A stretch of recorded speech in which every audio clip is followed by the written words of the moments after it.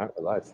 We are live. You are in for a treat. I have Mr. Bryan Casella on the Prime People podcast today. If you're watching this on our private Facebook group, you're getting this content an hour early. If you're on our other platforms like YouTube, LinkedIn, or the podcast, you are going to be hearing the recording of this, but feel free to treat it like a live stream. Jump into the comments. I'll make sure that the Prime Nation team connects with Bryan himself. I'll give you a little bit of background as to why I have Bryan on as a guest. So as I was building Prime, our brokerage and our team, Bryan's content I found on YouTube years ago. He was one of the pioneers putting out content. It was specifically around call reluctance and cold calling. I had really struggled with actually just picking up the phone when I got leads. Bryan was super helpful. I DM'd him a whole bunch on Instagram. I followed him, and it became one of those relationships that as he popped up, I felt like it was a friend that I would see. And he's one of the real ones. There's a lot of people in this industry that talk the talk, but don't actually walk the walk. So I wanted to bring Bryan on, expose him to our audience, connect him with all of you. So welcome to the show, Mr. Bryan. Thank you, my friend. I really appreciate it. It's always fun to do these things, and I like the hustle bustle. You know, I like to see other people create and have their podcasts and do their stuff, and it's amazing to see over the years, right? So many people reach out like, hey, you know, I'm here in Canada, I'm here in India, I'm here in Australia, and your stuff helped me. It truly is amazing, bro. So thank you. Man, I can go back to like the early videos you shot, and they're like burned into my brain of you doing those videos and helping people. And I sometimes, you know, being on the creator side, I'll get those messages every now and then of like, hey, I just watched this and it was super helpful. And I'm like, man, that's all you need to do is tell me that, because I have no idea who's watching and who's listening. So, but let's go back to the origin story. Like when you launched the original YouTube channel, give me a little bit of background on like how that came to be. Well, really, two things. One, I wanted to have like a video diary of my progress, but I had a realization very early on in my career. I remember I was doing follow-up, you know, basic real estate stuff. We follow up with our clients, you know, we try to get a hold of somebody, and you know, sometimes people answer, sometimes they don't. But I noticed any time, and this is new at the time, right? Sending people video, whether through email or through the phone, was like, wow, what is this? You know?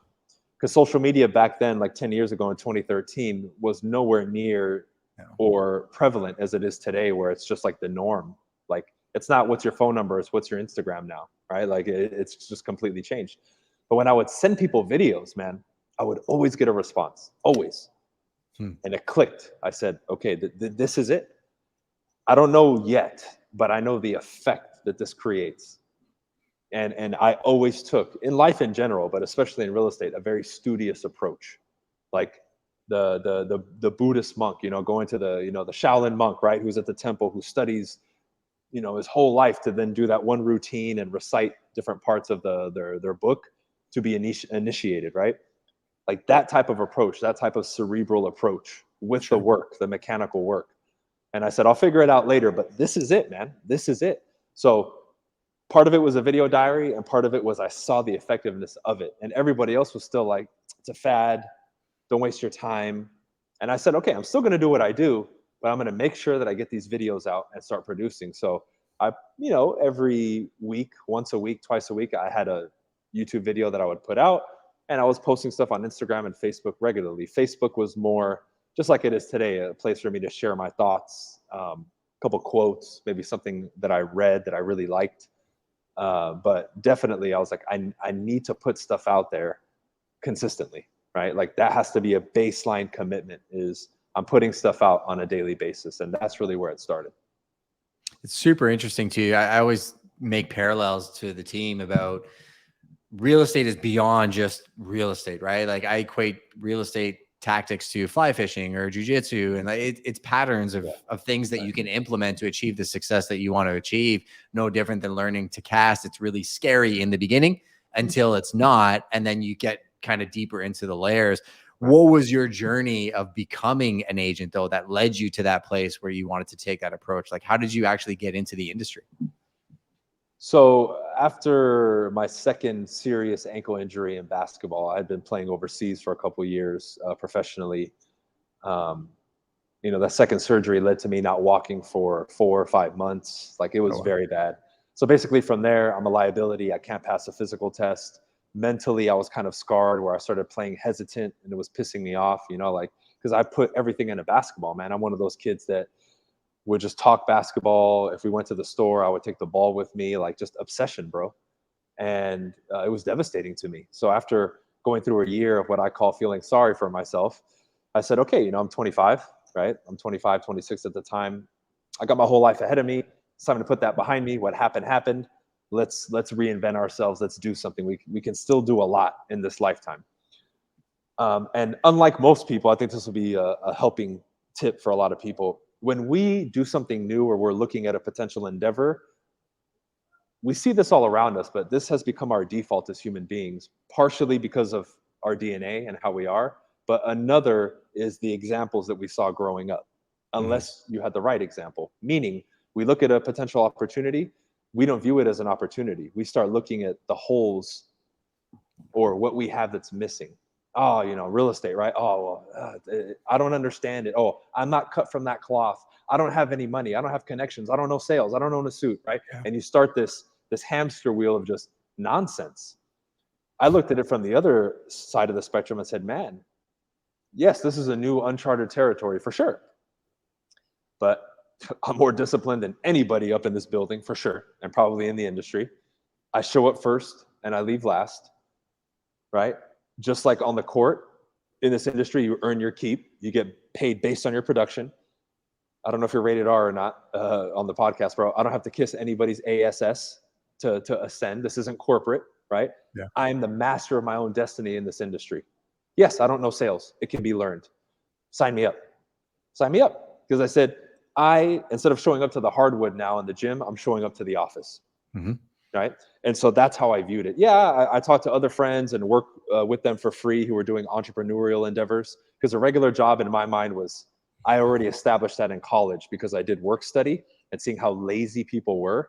Oh, it's crazy. And I was always, even as an employee, I worked hard. I showed up early. I did extra if I could, right? That was just in my nature because, hey, this is my job. I have pride in my work. No one else was like that. And I'm like, dude, what's going on? So I'd get the manager. I'm like, bro, like fire these people, pay me more. Like, what's going on? And nothing would change.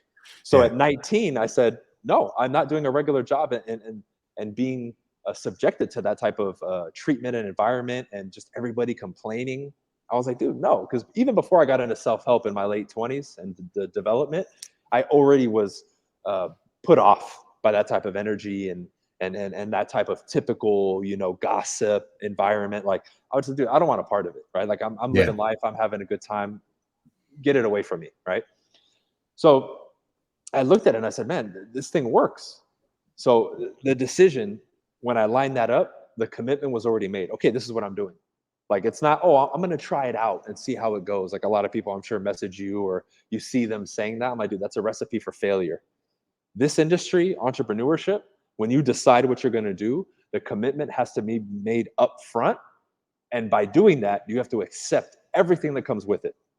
Every hardship, every tear that you shed, right? Dude, my knuckles would bruise from how many doors I was knocking, bro. Like, I'm serious. Like, people, you can ask some of the people that I used to door knock with or that knew me, and I would show them. I had marks and literal bruises from knocking so much. And it wasn't that I was knocking hard. It's just, dude, when you're knocking on metal and wood doors, 100, 120 every day in the same spot, you have to start to change it up and hit the back of your fist, right? The Shaolin monk with the sand bucket. That's your sand bucket, essentially, right? Exactly. And it's just, but I'm taking people into the mental aspect of it because that's supreme, right? It's not the technical aspect. That information, I even made a post about this. The information is free. It has no value, right? It's this. And so when I made the decision, everything that transpired after that was already accepted and set from that moment when I made that decision. It was, okay, this is it. I'm giving everything to this. My heart, my soul, my guts, the power of my ancestors, right? Whatever sounds fancy to people, like everything is going into this and nothing is going to stop me. From there came the video and all that, because I said, I have a lot of detractors. I want to rub it in their face that I'm successful, right? And I'm not saying that's the right mindset. I had a chip on my shoulder. It was one of many driving factors for me. If that's your only one, that's not good, because that can become self-destructive. But I didn't want anybody to see me fail. I said, 99% of people don't support me. I'll show them. I'm going to burn it into their subconscious mind that I'm successful and that they need to hesitate if they doubt somebody else. because I proved them wrong. And that was a major component for me, bro, because everybody told me not to do real estate. You're crazy. You're not an entrepreneur. You're not a people's person. Get real with yourself. Stop wasting time. I mean, I heard it all, bro. I heard it. You don't even own a suit. You don't know sales. I wouldn't trust you. You're a clown. All you are is an athlete. You're dumb. Like, that's all I heard, bro. Like, from close family members too, believe it or not. And Let I'm alone like, the YouTube trolls, I'm sure, yeah. over the years. And I'm like, wow, bro. I was like, I had one cousin, Nicolas, my cousin in South America, that supported me. That's it. Everyone else was like, you're crazy. But again, I made that commitment and decision. So I was willing to accept that. I knew that would happen. Whenever you stray away from the typical path, you're going to be met with a monumental amount of resistance. Can you handle it though? What determines if you can handle it? It's not if you have muscles, it's here. So we keep coming back to that, but that's what it's about, bro. And I know I'm kind of going off here, but well, no, you're going down a path I was going to go to anyways, right? Because I think the one thing, a lot of people look at your stuff for the tactics, right? They look at like, okay, how do I cold call? How do I do this? When in reality, like I feel like I know you kind of like a brother because I followed your journey for so long, and there's a lot of parallels to my own journey where it isn't all the details. It's 100% the mindset, like above everything else. It's the discipline and the mindset and the commitment to the process. Like have you read the War of Art? I'm assuming. Which one? The War of Art, not the Art of War. Art. The War of Art. No, I haven't read that one. No. So I'm going to send you a copy. I send a book to every one of my guests. That's the one I'm going to send you.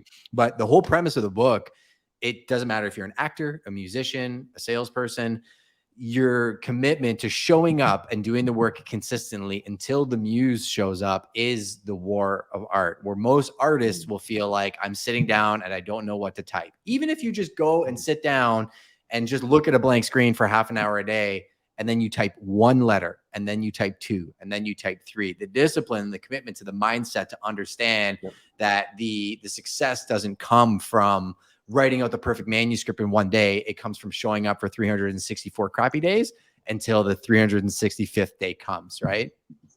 100%, bro. And I even remember to add to that point, one of my friends from college came to visit me, 6'8", huge basketball player, right? Makes me look small, and I'm a big dude. I said, bro, yeah, you can come out. But again, I'm in the initial starting stages of my career. I said, just so you know, bro, you're going to be here Saturday and Sunday. I'm working a full day Saturday and a half day Sunday. So Saturday, part of that work day, dude, we can chop it up and catch up, but you're going to come out with me while I door knock. So for 3 hours, I was out door knocking, and in between the knocks, I would tell them, okay, be quiet. And I would talk and we were catching up. That's right? Awesome. And then my friend was like, yo, like, I didn't even realize that we just door knocked for 3 hours. And again, we're together, so it makes it easier. Hanging out. Yeah. Like, this isn't that bad. And he's like, I thought people would be assholes and like people aren't. I'm like, well, yeah, bro. I mean, it's monotonous when you do it alone, but like, sure, this is what I do. But that shows the level. How many people would say, oh, well, my friend's coming. I haven't seen him in 8 years. Take the day off. Yeah, take the day off. I was like, no, bro. Like, and that's the level of commitment that people need to have. Because I know 99 out of 100 people would have just used that as a legitimate excuse. And technically, I guess you could. But my level of commitment is senior to anything else, bro. And that came first. And I think a lot of people just won't step into that for whatever reason. And I think a lot of it isn't that they don't want to do it. It's like societal pressure or what they think they're supposed to do, instead of just committing to the life that they want and what it's going to take to get there. Because that's really what it boils down to. Then the discipline, the actions all become automatic. But when you're in your mind playing with these goals and business plans and ideas that aren't even your own, and they're not even your own real goals, of course you're not going to be motivated and procrastinate, because that's not what you want to do.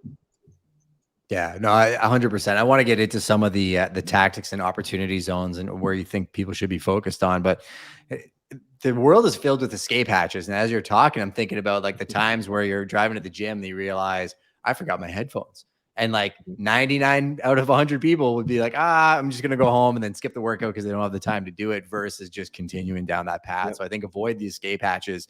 Opportunity zones, though, for agents.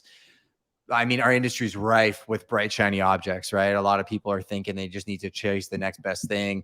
What do you think are like the core things that they should be focused on a daily basis? The basics, right? And I've been talking about them for so long. You know, I tell, especially, And I would say the bulk, what 80-90% of our industry would be considered. And again, this is a mindset shift. If you're listening to this, and this might offend some people, if it does, good, because you need this rattle.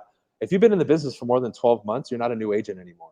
You're now a non-producing agent, right? And I've been saying that more and more lately, and I want to get it out there more because I'm doing you a favor by telling you that. Now you're going to stop watching new agent content and walking around telling everybody that you're a new agent and acting and believing that you're a new agent. That's why you don't do any business. Oh, I've only been in the business 5 years, Bryan. I'm still a new agent. What? Dude, 5 years in, I was making bank. I had a team. Like, you're tripping, dude. Like, it's up here. That's a mentality, right? So when I say the basics, if you're a new agent watching this, again, you're not doing at least 2-3 deals a month consistently. You're not going on appointments every week. You're not setting regular appointments. You need to minimum be talking to 30 or 40 people every day, talking to people, not dancing on TikTok, not DMing people on Instagram. All that stuff is extra. I'm talking a face-to-face phone conversation, in-person conversation with people, talking about real estate and attempting to build your business. Like that is a basic. And I guarantee you most people are not doing that. Well, I can't just do that, Bryan, because blah, blah, blah. And they start giving me excuses. Yeah. Oh, I don't have any money. Then walk out your door right now and start door knocking your neighborhood. Have you done that? And they'll tell me no. I'm like, dude, you've been in business 3 years and your neighborhood has never been door knocked? That's the first place I went to. Hey, I just got the shiny new real estate license. Can I help you guys? I didn't have a script. I didn't know it, but I still went out and talked to people, right? Now, once you start getting into action, then you have to start putting these other pieces in place, like your systems. Okay, someone's not ready now. I need to effectively capture their information, get their cell phone, get their name, get their address, put them in my database. Now I need to create a lead follow-up system and a database, right? And a lot of people haven't even done that. It's just, oh, it's all up here, Bryan. Well, you don't have a business then. You need to show me, right? How are you going to scale what's in your head later on? So again, it has to line up, because people will come out and say, I'm going to make 100,000 my first year. Then you look at the follow through and it's nowhere near what that is. So people will say, well, we already know that. Okay, then why aren't you doing it? I mean, that's really what it becomes. Why aren't you doing it? Oh, we already know this. This is basic information. Yeah, but have you mastered the basics? Oh, it doesn't work anymore. Really? My team is out here killing it in this down market, in these high interest rate market. We're doing very, very well. We're breaking records. And other people, oh man, because when the market was hot, they said the same thing. Oh, it's so competitive. We can't get a deal. Yeah, for right? sure. It's like, there's always a complaint, dude. Get back to the basics. And this is the key. Focus long-term, right? If you're not producing now, you get in this desperate, I need a deal, and you lose sight of the future. And when you do that, you make mistakes. You don't get people's information. You don't set up and follow your lead follow-up system. You're not hitting your database, right? Yeah. Because when you do that, you're building up a foundation and an ecosystem that's going to start feeding you. And in the interim, while you're building that, while you're talking to expireds and FSBOs and door knocking and cold calling, you're going to get the people who are ready now or in a month, and boom, you'll convert them, right? But on top of that, with the basics, I tell people is, how refined is your skill set too? Can you get in front of me and do a presentation and I would be like, man, that was good, I'm signing? Or would I just be tearing you apart? Because many people who watch me will say, okay, I have a level of respect for you. Cool. But are you that confident in what you do? And have you been putting in the work that you could get in front of me? And even if you're not that good yet, you at least have the confidence to do a presentation. Because even if you slipped up, but you had the confidence the whole time, I would still sign with you personally, right? Because I understand that in spite of making mistakes, you have a level of confidence that allows you to keep going. But that only comes from putting in the work. Right? And everyone's, oh, well, I don't need the skill set now. I need to buy leads. Okay, well, what happens? The lead calls you, and then what are you going to say? Right? So again, I never get fancy. It's a great question. I never get fancy with it. I tell people, get back to the basics, because I've never had somebody come to me and tell me, give me like an answer to that, and they're not already doing the basics at a high level. You know what I mean? Yeah. So, oh, I want to build my YouTube channel. That's great. But do you have business right now? If you don't, forget that. You're going to be building a YouTube channel for somebody who's broke, right? Like we need to get the basics going. And there's no reason, if you do the basics and you're talking to 30, 40 people every day, that within 6 months to a year, you can at least be doing one transaction a month. Like, I mean, if you just do the bare minimum like that, you work on your skill set. I mean, I even made a post on my Instagram where I showed my schedule for the first 3 years.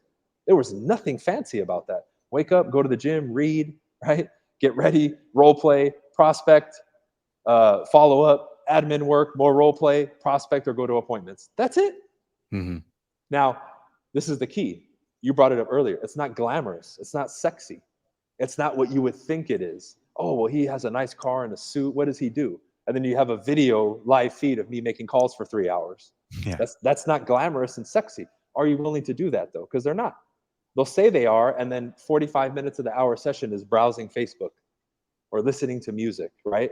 And not actually calling. So I really need to zoom in with people there. And if we iron that piece out and made them do the basics and hone down to it and commit to it for 6 months or a year, they would already build a foundation. Then we can talk about potentially reinvesting back into the business, doing some stuff online, potentially paying for leads and marketing, starting a farm in a nice area if they want. But that comes later, dude. Let's get the basics going first, especially if you're struggling, because that's what feeds you and continues to feed you in spite of market conditions. Yeah. As you're speaking, I'm kind of thinking about something that I've noticed about your personality. It's that ability to lean into the resistance, right? Like everybody wants to be comfortable. They want the easy button. They want the escape hatch. Yet that rarely leads to success, fulfillment, or purpose. And if you can find joy in the monotonous, knowing what comes from it, I think that's a huge differentiator from a mindset perspective. Because last year we were about 4 or 5 months ahead of you guys in terms of the market dipping, because Canada raised rates like month after month after month starting in May. So we were in a time frame where I remember we read the book Shift. We were getting together as a group. We were role playing. Like, how do people want to be communicated with now? Because it's vastly different than last year. Yeah. And we put in, I mean, hundreds of hours collaborating with agents and role playing for the business we're doing now. Like, people don't understand that runway. You were bang on when you said it. They're like, well, I need a deal today. And I'm like, what you're doing today is what you're going to be doing in 60 to 90 days. So can you stay on that point for a second and really extrapolate that so people understand a little bit more? Yeah. I even learned that from Mike Ferry, 90-day cycles in real estate, right? Like if you're suffering right now, it's due to what you've done the last 60, 90, 120 days. And it's cyclical. I might in a 90-day cycle get 10 listings and then the next 90-day cycle get 3 or 4. But when you average that out, what is that? That's 7, right? That's fantastic if that was my goal. And the short-sightedness, the desperation, really it's emotion. It's the lack of ability to control our emotional state or have an understanding of it. Because just like anybody else, when I would knock on the door, I was nervous, right? Just like you're looking at your bills, like, oh man, I got to pay. That's fine. But how you respond emotionally, right? Again, whether negative or positive isn't going to change that situation. But when we look at it from the outside, having a more controlled or positive reaction to it actually benefits you because that feeds to your longevity. But everything that we set up in this business is for later, right? To the person watching, you see Bryan cold called that FSBO and he closed him. That was one, bro. You missed the other 20 that told me to go shove it where the sun don't shine, kick rocks. I don't need a realtor. You're a terrible salesman. Like, you missed all that. You saw the highlight. The other ones that I converted was a 3, 4, 5, 6, 10-week process of follow-up to get, right? People sometimes miss the story of the lady that I door knocked. She barely opens the door, says she's busy. I'm like, hey, I'm a realtor. If you need something in the future, I'd love to be your guy. She's like, sure. I just handed her my phone. She put in her number and I left. That was our interaction. 2 years later, I list that home and I sell it. Amazing. Yeah. She had been, we've been keeping in touch, sending the emails, the typical stuff. But she reached out. She's like, hey, Bryan, we met 2 years ago. I've been getting your stuff. My mom is like really sick. We need to sell. She reached out to me because I did what I was supposed to do, right? And I can go over and over stories like that where I meet somebody 3 months later, they call me, or 6 months later, they convert. One person that I met in December and door knocked and went the extra mile, pushed through that resistance to get their number, right? I get another listing 3, 4, 5 months later that happens to be next door to their uncle's house. So they reach out to me when I'm doing the pre-listing promotion and they're like, oh, we want to see it and we want to buy it. Or, our brother wants to. And then I talk to their brother and they have to sell to buy. And I double dip this one. And it all turned into a string of transactions because I did the right thing and got this person's contact information 6 months prior, right? So same thing with the board. I had a huge whiteboard. in my first office too. And even in my apartment, a separate one that I wouldn't put on the videos, where I kept everybody's information of people that I met that were, I want to sell, but not go on the market. Like all these tricky buyers and sellers. And dude, I lost count of how many deals I would set up off market from all these contacts that I got. Like, oh, this guy wanted, the 3-2 in this neighborhood. I found this guy who's a pain in the ass, but he's in that neighborhood. He'll sell. Yeah, Right. that's So I would, amazing. yeah. And I put together so many off market deals. And people are like, man, how are you doing this? It's like, well, I'm paying attention and I'm not just giving up, and I'm paying attention to detail and thinking of the future. You never know when I might find a buyer who wants that neighborhood. Just because I don't want to live in that neighborhood doesn't mean a buyer doesn't want it. So, I mean, but it goes to what you said, man. It's long term. You're not going to do that unless you're in it for the long term and you're focused on the long term, because you're going to say it's a waste of time. I need somebody now. So the only downfall I would say to the coaching I got initially was that it was very, if someone's not ready today, trash them. Forget it. Well, Yeah. I made the small tweak. I'm not going to trash them. I'll just put it in my database. That was the one tweak I made, and I got now business, and I was getting future business, right? But those are just examples of, to me, to wrap it up, I call that the reward for doing what you're supposed to do, period. That's the reward for putting in the work and just doing what you said you were going to do, nothing more. Not being a masterful communicator, not having the fanciest suit or car. It's just you did what you were supposed to do when you were supposed to do it. My first deal, cold calling on a Friday morning when I didn't feel like it. And it's an investor deal. Guys like, we want to sell. I mean, up at the property, I mean, it's trash. Okay. I don't know if you've heard this story. We go around the corner to a shopping complex to get the listing signed. And I forget, dude, there's a strip club right there. This looks horrible. We walk into a Del Taco, bro, a fast food restaurant. And we're sitting there. I'm in a full 3-piece suit, bro, sharp.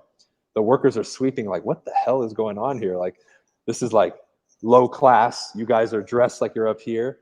And I get the listing signed. I get objections, but I get it signed. Sure. Right. And then I sell it to an agent in my office who's an investor within 24 hours. So I get both ends of that commission. That was my first listing a couple weeks in, for calling on a day that I didn't feel like it. And that week was rough. I was getting beat up that week. I wasn't really getting leads and appointments. I'm like, man, this is getting grueling. Boom. That moment I was sharp and ready to go, because my instinct kicked in. I was nervous, but I had trained and drilled so much, dude.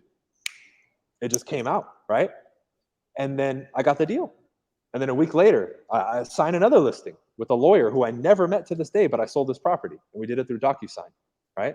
And again, I can just keep going on, but Yeah. it's long term. You'll get those gimmies and those quick ones, but long term is where the reward is at. And you may have a week. I remember a year and a half in, from all the door knocking the year before, I got 4 listings in a week. 4 listings in 1 week that turned into like 80, 90, almost $100,000 in commission, because one of them I double ended it and they were good price points. But it was a year, and I would sit with my small team at the time, just like my admin and my friend who's working with me. I said, this is the reward for all that hard work of sweating our ass off every day, of getting up early, grinding at the gym, reading like madmen and learning, role playing, right? And just forcing ourselves to do this thing and facing this, grabbing the bull by the horns. This is our reward. And that's all it is. It's not glamorous to get there. I'm talking about all the rough stuff we had to go through to get to that moment that you see on Instagram. Congratulations, Mr. Buyer, Well, and people will often look at somebody like yourself and say, hey, you get that listing because of your brand equity, right? I'm like, no, in my mind, I'm like, absolutely not. The brand equity is there. It's a latent indicator of success from the work that was put on early. I got a story for you. Literally an hour ago, we just firmed up on a deal. And actually, Nico, my creative director, is here with me. He's managing the show. And he was like talking about the client because he did the video for it. And I'm like, actually, I met that guy at an open house for a builder that nobody else wanted to sit that open house. That guy came in, gave me the gears, but I was prepared when he came in, and we had a great conversation. I knew the market. I knew my stuff. I was honest. I followed up. I ended up selling 4 properties for him. And like, we have a lifelong relationship now, but it all stems from the active indicator of success was willingness of sitting in open house that nobody else wanted to, that led to those 4 properties in the deal we just did. Right. Which, man, I think the industry misses. I think everybody's chasing the success that they see on Instagram when it should be the basics. I appreciate you so much for what you do for our industry, because you're an actual practitioner, where there's a lot of people that wear the cowboy hat and the belt buckle, but don't actually know how to ride the horse. And you definitely know how to ride the horse. And I appreciate you making time to come on the podcast. Of course, man. And even to add to that, something as simple, like you brought up, you were on your game, you know, the market. I tell people, go preview property. My first 3 years in the business, I was looking at 2-3 brand new listings 5 days a week. When I talked to people on the street or met with a seller, even though I was new, I knew my stuff, bro. So I could stand in that confidence. So even if a seller challenged me, sir, I toured that house in person. Did you? Yeah. I could put my foot down very easily because I'm not like, uh-oh, I don't have that insecurity of, I just looked at the MLS real quick and I'm here to take a listing. No, I've been putting in the work, my guy. You've seen me in your neighborhood. I would even bring that up to sellers. You see me walking your neighborhood. I've spoken to every single person here. So it's safe to say that compared to another agent, I know more about the people who live in your neighborhood, the movement of the neighborhood, the mood of the neighborhood, what people like and what they don't like than any other agent you're going to talk to. And again, I'm 26, 27 at the time, talking like I'm, you know, a mafioso, like mob guy. But again, in those moments, I had confidence because of the work that I put in. And when you do that, and I would, you know, guess how many days, what price is it going to sell for? I start testing myself. Then I door knock around it, right? People want to know, they're nosy. Hey, you want to stay in touch with the sale? Great. I get their information, right? Like I turn that into prospecting and education at the same time. But that's just an obsession with your work. Right? It's easy to sit at home and watch TV or I'm just going to chill. No, get out there, dude, because that's not hard work if you're dedicated to your craft and you want to be the guy who sits at the open house and knows his stuff. Because those moments will come up just like he had where you'll be tested. And when you fail, oh man, it crushes your soul because you know you didn't put in the work. Right? Like I remember one time, bro, I was door knocking in this neighborhood. I'd already hit over 100 doors. I didn't finish this one block. I was like, man, I'm already 125 doors in. It's hot. I've been out here for 4 hours. I'm leaving. 2 weeks later, one of those 3 houses that I didn't knock goes up for sale. And I was like, no. No. And that was the one time I was like, dude, the one time I slack off, and I already overachieved that day. But I was like, what would it have taken to finish the block, dude? For sure. And it just crushed me for like a week. I was like, man, I'm pathetic. I was like, I couldn't knock on 3 more doors. I already went 4 hours. Why not go an extra 5 minutes, dude? You know? Because then if I knocked and they didn't answer, I could say, I didn't get them. That's different. Whatever. It is right? what it is. It's the same thing when you follow up with somebody that you hesitated to follow up with, and they're like, we already listed, or we already bought a house. And it was that same lead that you kept making up excuses. Oh, I don't want to bug them. Oh, it's too soon. I don't know what to say, right? Yeah. Those are the defeats that you bring on yourself that crush you. Why? Your own system as a human being, when you don't do what you're supposed to do or take the correct action, will punish you emotionally, and it will make you feel bad. Right? Now, that mechanism can be hijacked another way, right? But in this one, it's correct. It's punishing you. You're punishing yourself for not doing what you were supposed to do. That's your fault. And a lot of people won't look themselves in the mirror and say, yeah, that was my bad. They'll point the finger. Oh, well, I had to watch. Your show was on at that hour, bro. I had to watch. I couldn't prospect. It's like, dude, go the escape hatch, bro. They're looking for the escape hatch. And it's crazy. But again, I've been vilified over the last like 10 years because I'll just come out and say it. Oh, well, he's a little too much, or he's the asshole. No, dude, I'm just honest. I'm brutally honest with people and with myself. First with me. I'm harder on me than anybody, but I'll also praise myself more than anybody, right? And I think people miss that balance. But why go through that, right? You've heard the stories of what happens when you don't do what you're supposed to do when the opportunity presents itself. Why even knowing that, and we know that now, we can't say that we don't know it. Why would you subject yourself to the emotional distress and the soul-crushing effect that has? Like, it's just beyond me, you know? It really is. When all you need to do is just do what you're supposed to do. You don't have to be a Michael Jordan-esque salesperson, right? Just do the basics. And then when those opportunities come, you'll crush them, and it'll feed you more life. It'll give you that life energy, that spark for you to keep going. You're like, oh man, it's paying off. Now you're building momentum. But if not, it takes all the wind out of your sails, and it's that much more difficult to start again. And it's grueling. But again, the only person you can blame is yourself. Yeah, there is an element of playfulness when you're telling that story, though, that I can tell, where as hard as you're being on yourself, there's kind of a joy in the resistance, because the resistance builds resilience. And I do think you brought something else up that I was going to ask you, and that was around that point where people will not take that personal accountability. Yet I have a wall in my basement in my gym that's got photos of champions. Anybody that I see that I respect, from Laird Hamilton, Lewis Hamilton, Kobe Bryant, GSP, it goes on. And every time I see Rogan and Seth Godin and people that like are leaning into that resistance and holding themselves accountable. But every one of those people, incredible at the basics. Like they just keep hammering and hammering and hammering. And most of the photos, it's interesting, they're looking down, not even looking at like the audience, or they're just very focused on what they're at. And I think you're one of the most focused people in the real estate space. So I appreciate you coming on the podcast, Bryan. I know you got some other stuff to get to. I'll probably have you on again, or hopefully meet you in person one day. Any message you want to send to my audience, anything you want to send them to that they could get some value from? Just keep it simple, guys, right? Social media has become a double-edged sword. You know, you see a lot of nonsense. I'm telling you, most of it is nonsense. People are buying followers and telling you that they don't.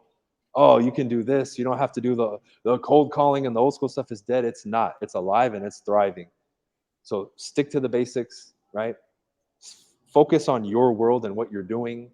Don't get caught up in, oh, well, Bryan bought another Lamborghini or this and that. Like, forget that stuff, dude. Just focus on you and your situation. Because when I kept my head down, studied, worked every day, and I just said, hey, I need to conquer today, conquer the next day, conquer the next day. You'll look up in a couple months and you'll be like, oh man, the situation is starting to change, right? And then you start feeding into your own accomplishments, your own success, and your own mentality, and that's what you want. And like I tell people, the social media aspect, my phone, because I have an iPhone, my screen time is never more than an hour and 20 or hour and 30 minutes every day. That's like cool. I hardly use my phone, right? Like I'll talk to on the phone and do some stuff. It might be like I played a short clip in my car that was like 15 or 20 minutes while I was driving. That'll be 20 minutes of the hour and a half. Like I'm not scrolling. People think, oh, you're an influencer. No, dude, because I understand that this can be a weapon of my creation, but also a weapon of my destruction. Yeah. And for a lot of people, it's that. So that would be it. Focus on the basics, stick to you, do your thing, and everything will be good in a couple months and a year from now, and life will start to change. Use the tools. Don't let the tools use you. Thank you, Bryan. I appreciate you, brother. And definitely send you a copy of this. And everybody go follow him on his YouTube channel, follow him on IG, and give him some love for the episode. We'll catch you on the next one. Thank you, bro. Appreciate it.